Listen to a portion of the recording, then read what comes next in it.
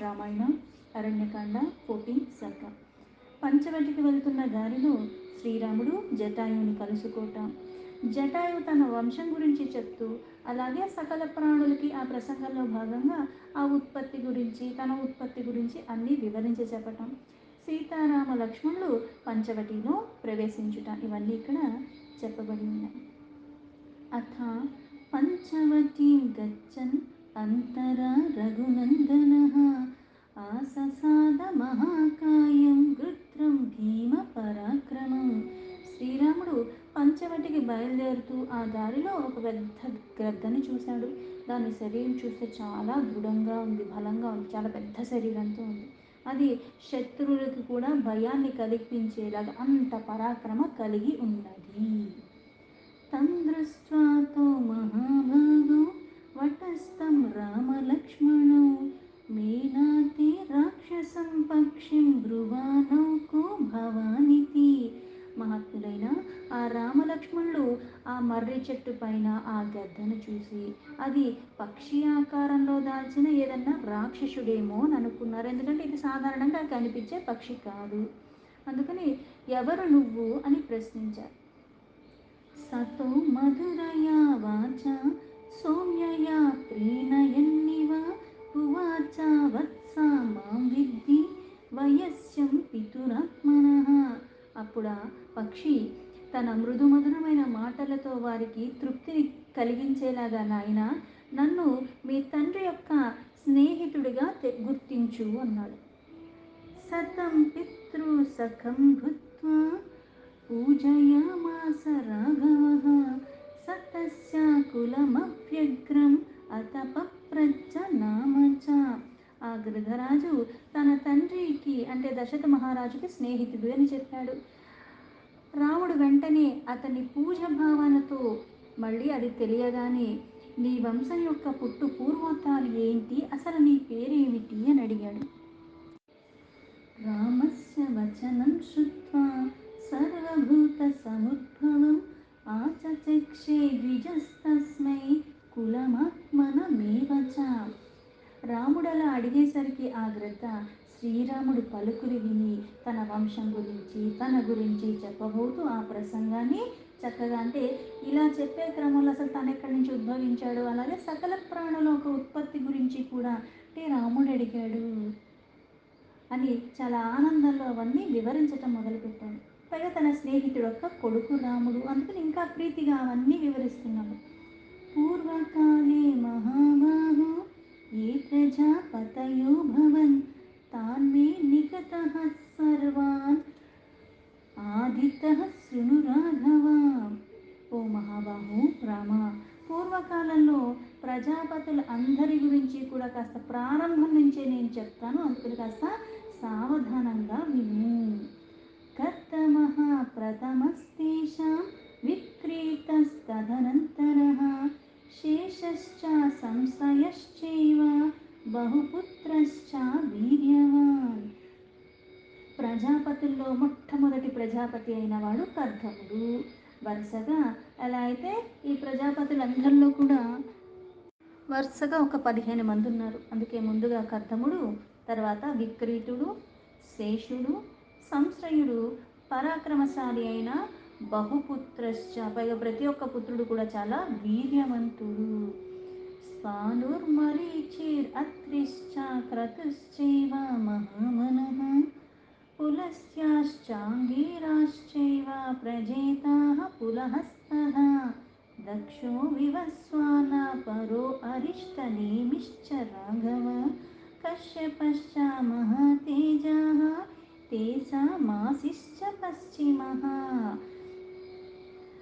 పరాక్రమవంతులైన వాళ్ళు ఇందులో స్థానువు, మరీచి, అత్రి, మహాబలశాలైన క్రతువు, పులహుడు, పులస్తుడు అని ఇద్దరున్నారు. అలాగే దక్షుడు, వివస్వంతుడు, మహా తేజస్సాలి అయిన అరిష్టనేమి, నా మంత్రంలో అతనే పులస్తుడు అంటారు. అలాగే అంగీరసుడు, అలాగే ప్రచేతేశుడు అంటారు. అంటే మొదటివాడు కర్దముడు, చివరివాడు కశ్యపుడు. వీళ్ళందరూ ప్రజాపతులు. ప్రజాపతిస్తు దక్షస్య బభూవురితి విశ్రుతం షష్టిర్దుహితరో రామ యశస్వి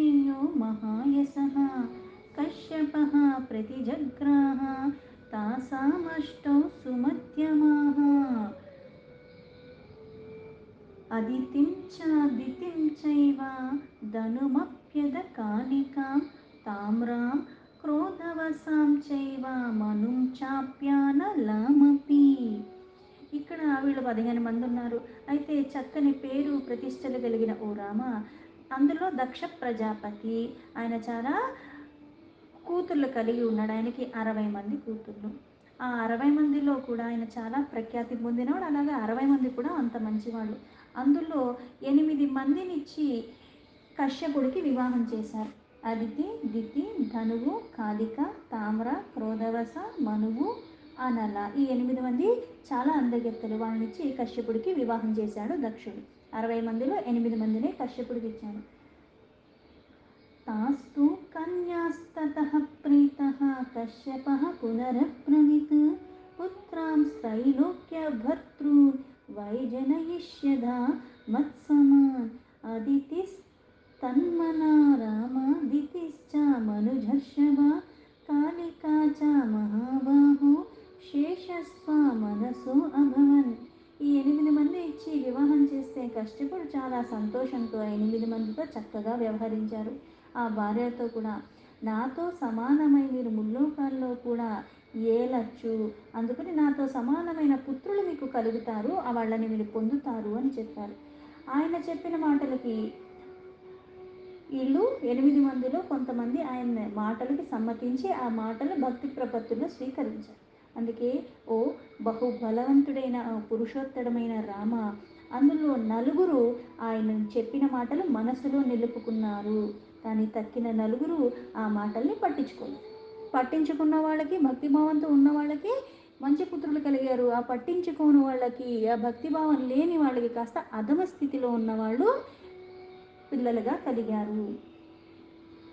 आदित्यां जिग्निरे देवाः त्रयस्त्रिंशादरिन्दमा आदित्या वसवो रुद्राह्या अश्विनौ च परन्तप. ఓ అరిసూధన, అదితి ఏదైతే మొదటిది, పైగా ఈ 9 ఎవరైతే ఆయన చెప్పిన మాటలు మనసులో నిలుపుకున్నారో అందులో అదితి, దితి, ధనువు, కాలిక ఈ 9 కూడా ఆ కశ్యప మహర్షి చెప్పిన మాటలు మనసులో నిలుపుకున్నారు. అటువంటి పుత్రులు మీకు కలుగుతారంటే వాళ్ళు అదే విశ్వాసంతో ఉన్నారు.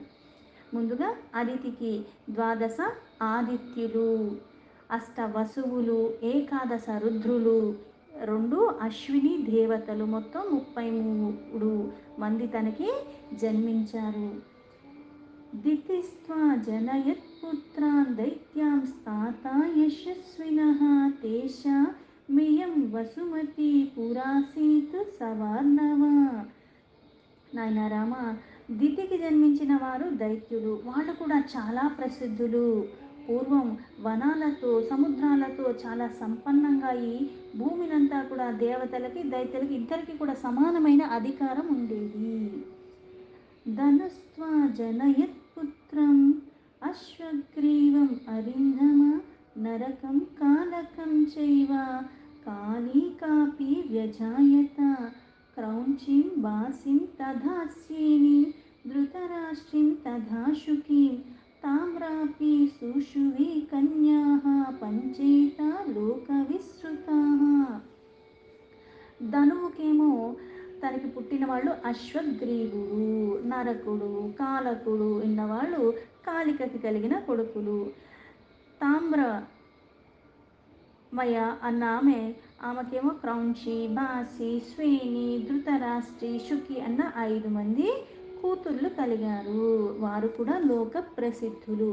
ఇక్కడ ఈ తామ్ర నుంచి వచ్చిన వాళ్ళేమో ఆయన చెప్పినది మనసులో పెట్టుకోలేదు.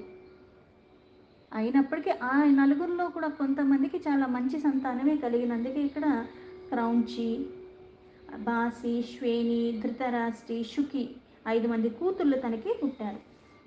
ఉలుకాన్ జనయత్ క్రౌంచి బాసి బాసాన్ వ్యజాయత శ్వేని శ్వేనాశ్చ ధృత్రాశ్చ వ్యజాయత సుతేజసః ధృతరాష్ట్రే తు హంసాశ్చ కలహసాంశ సర్వసః చక్రవాకాశభద్రం తే విజజ్ఞే సాపి భామిని. అయితే ఈ 5 కూతుర్లో కూడా క్రౌంచి, ఈ క్రౌంచికేమో గుడ్లగూపలు కలిగారు, బాసికేమో నీటి కాకులు, శ్వేనికేమో ఇలా డేగలు గద్దలు, అలాగే ధృతరాష్ట్రకి హంస కలహంసలు, శుకికేమో నత వినత అని ఇద్దరు మళ్ళీ కలిగారు. అయితే శుకేనాత విజజ్ఞేతు నతాయ వినతా సుత దశక్రోధావసరామ విజజ్ఞేహ్యాత్మసంభవాః మృగిం చ మృగమందాం చ హరిం భద్రమధామపి. ధృతరాష్ట్రియందు హంసలు కలహంసలు ఇవన్నీ కలిగిన తర్వాత మళ్ళీ ఇక్కడ శుకికి నత, ఆ నత కుమార్తె వినీత. కశ్యపుని ఆ సతి అయిన క్రోధవశకేమో ఆవిడికి మళ్ళీ మృగి మృగమంద హరి భద్రమద మాతంగి శార్దూల. మాతంగిమపి శార్దూలిం శ్వేతాం చ సురభిం తదా సర్వలక్షణ సంపన్నాం సురసాం కద్రుకామపి అపత్యం తు మృగాః సర్వే మృగ్యా నరవరోత్తమ వృక్షాశ్చ మృగమందాయః శృమారాశ్చమరాస్తథా. ఇక్కడ క్రోధవశకి కలిగిన వాళ్ళు మృగి మృగమంద హరి భద్రమద మాతంగి శార్దూలి శ్వేత సురభి సర్వ శుభలక్షణాలు కలిగిన సురస కద్రువ ఈ 10 మంది జన్మించారు. అలాగే పురుషోత్తమైన రామ, ఈ మృగములన్నీ కూడా మృగి యొక్క సంతానము. ఎలుగుబంట్లు అలాగే సవరపు మేకలు కానీ ఇట్లాంటి జాతులకు సంబంధించినవి, ఇలా అటువంటి మృగాలన్నీ కూడా మృగయందు జన్మించిన వాళ్ళు.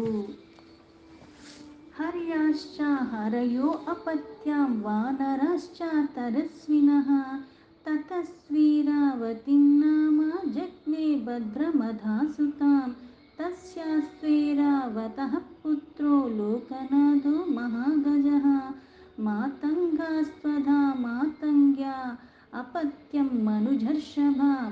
హరి అన్న ఆమెకి సంతానము సింహాలు, అవి చాలా వేగంగా వెళ్ళగలే వానరులు కూడా తన సంతతియే. భద్రమద ఐరావతి ఏదైతే మనకి ఇంద్రుడొక్క వాహనము, ఐరావతికి సూతు కూతురుగా, అలాగే గజయూధములకి ప్రభువైన ఐరావతి అన్న సంతానాన్ని పొంది, కశ్యపుడి భార్య అయిన మాతంగి అన్న ఆమెకేమో సంతానము ఏనుగులు. గోలాంగులాశ్చ శార్దూలి వ్యాఘ్రాశ్చ జనయత్సుతాన్ దిశాగజాశ్చ కాకుత్సా శ్వేతప్య జనయత్సుతాన్. ఓ రామ, ఇలా అయితే మనకి కోతుల్లో మళ్ళీ వేరే వేరే జాతులు ఉన్నాయి. కొండముచ్చులు, పెద్ద పులులు, అలాగే శార్దూలి అంట. ఆ నామ యొక్క సంతానమే శ్వేత అను నామే దిగ్గజములకి కూడా మళ్ళీ జన్మనిచ్చింది. తతో దుహితనో రామా సురభిద్వే వ్యజాయత రోహిణీం నామ భద్రం తే గంధర్వీం చ యశస్వినీం రోహిణ్యా జనయాద్గావే గంధర్వీ వాజినః సుతాన్ సురసా అజనయన్నాగాన్ రామా కర్తృస్తు పన్నగాన్. ఓ రామ, శ్రద్ధగా ఆలకించు. సురభి అన్న ఆమెకు రోహిణి గంధర్వి అన్న మళ్ళీ 2 కూతుర్లు కలిగారు. అందుకే మనం గోవు ఇవన్నీ కూడా మళ్ళీ సురభి యొక్క సంతతి. అందుకే రోహిణి గంధర్వి అనే 2 కుమార్తెలు కలిగారు. వాళ్ళు కూడా చక్కని పేరు ప్రతిష్టలు సంపాదించుకున్నారు. గోవులన్నీ కూడా రోహిణి యొక్క సంతానము, గంధర్వి సంతానము అశ్వములు, నాగుల యొక్క తల్లి సురస, కద్రువు ఒక సంతానము సర్పాలు. అంటే కొన్ని విష సర్పాలు, కొన్ని మామూలు సర్పాలు. అందులో కూడా మళ్ళీ ఎలా అయితే భేదం ఉందో, అందుకే కద్రువు ఒక సంతతి సాధారణ సర్పాలు, అంటే ఒక తలకాయ ఉంటుంది. సురసకున్న ఆ సంతతిలో తలకాయలు ఎక్కువ ఉంటాయి కొన్ని, అందుకే నాగులు అంటారు. కొన్ని కొన్ని చాలా ఉంటాయి, మనకి 2, 3 కనిపిస్తూ ఉంటాయి కదా, అలాగా. మునుర్మనుష్యాన్ జనయత్ రామా పుత్రాన్ యశస్వినః బ్రాహ్మణాన్ క్షత్రియాన్ వైశ్యాన్ శూద్రాశ్చ మనుజర్షభ సర్వాన్ పుణ్యఫలాన్ వృక్షాన్ అనలాపి వ్యజాయత. కశ్యపుడి భార్య అయిన మనువు అన్న ఆమెకి కలిగిన వారే మానవులు. అందులో మళ్ళీ వర్ణాలు. అందరూ ఒక దగ్గర నుంచే వచ్చి అందరికీ ఒకటే మూలమైన పరమాత్మయే. అందుకే ఇన్ని రకాలుగా ఇన్ని భార్యలు ఇన్ని అని చెప్తే మూలం ఎవరంటే ఒకడే తండ్రి. ఇక్కడ తల్లిలు మారినట్టుగా అవుతుంది కానీ మళ్ళీ ఇక్కడ మళ్ళీ లౌకికంగా కాదు, పరమార్థకంగా చూసుకోవాలి. అందరూ వచ్చింది పరమాత్మ నుంచి. అందుకే చరాచర జీవరాశుల్లో అన్నీ నేనే, దేన్ని పూజించినా భక్తిభావంతో దేనికి పెట్టినా అది నాకు పెట్టినట్టే. ఆ భావం నీకు ఉంటే ఇక్కడ అందుకే ఇక్కడ మానవులు ఆ మనువన్నామకి కలిగిన వాళ్ళు. అలా మానవుల్లో కూడా మళ్ళీ 4 వర్ణాల వాళ్ళు ఉన్నారు. బ్రాహ్మణ, క్షత్రియ, వైశ్య, శూద్రులు. వీళ్ళు నలుగురు మానవుల్లో 4 రకాలుగా సుప్రసిద్ధులు వాళ్ళు చేసే వృత్తి బట్టి. అలాగే మధుర ఫలాలతో కూడుకున్న చెట్లన్నీ కూడా అనల యొక్క సంతానము.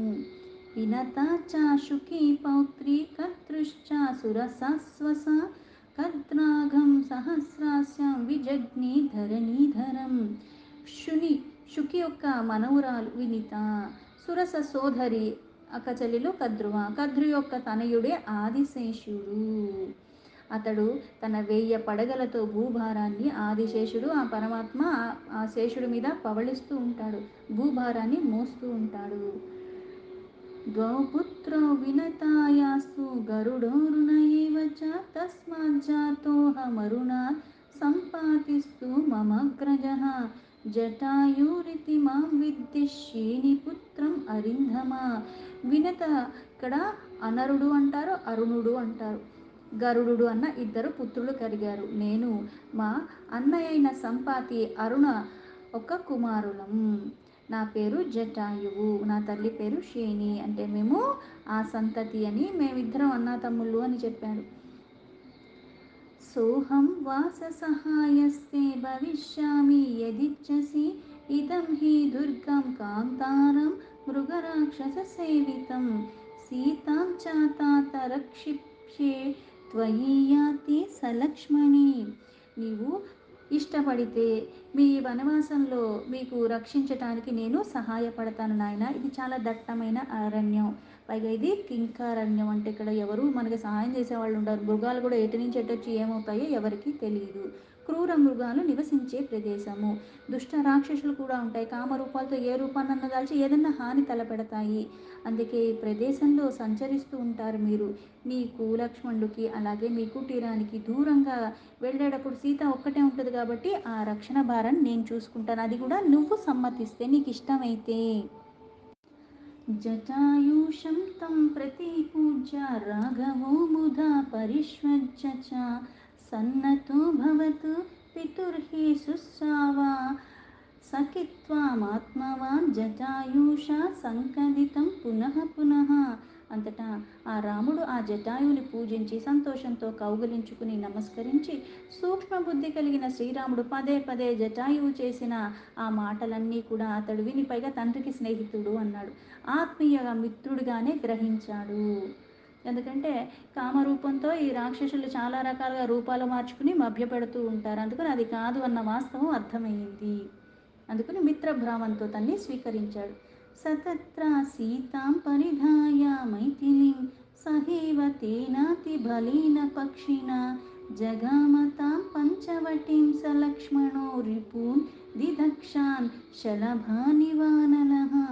సీతాలక్ష్మణ సహితుడైన శ్రీరాముడు పంచవటికి వెళ్ళాడు. అక్కడ సీత యొక్క రక్షణ బాధ్యతను చాలా బలశాలి అయిన జటాయువుకి ఆనందంగా రాముడు నమ్మాడు కాబట్టి అప్పగించాడు. తర్వాత అగ్ని మిడతల వల్ల రఘురాముడు శత్రువుల్ని నిర్మూలింపటానికి పూనుకున్నాడు. అగ్ని మిడతలాగా, అంటే మిడత ఏం చేస్తుందంటే అగ్నిని చూసి ఆకర్షింపబడుతుంది. అదేంటో అనుకుని దాని దగ్గరికి వెళ్ళిపోయి అదే భస్మమైపోతుంది. అలాగే ఇక్కడ ఏ రాక్షసులు నివసిస్తున్న ఆ ప్రదేశానికి ఆ తపస్సులకి మాట ఇచ్చాడు కాబట్టి, వాళ్ళ బాధలు తొలగిస్తా అన్నాడు కాబట్టి వాళ్ళు నివసించే ఆ ప్రదేశానికి వచ్చాడు, వాళ్ళని నిర్మూలించటానికి. దీంతో వాల్మీకి మహర్షి విరచితమైన ఆది కావ్యమైన శ్రీమద్ రామాయణంలో అరణ్యకాండలో 14 సర్గా సంపూర్ణం.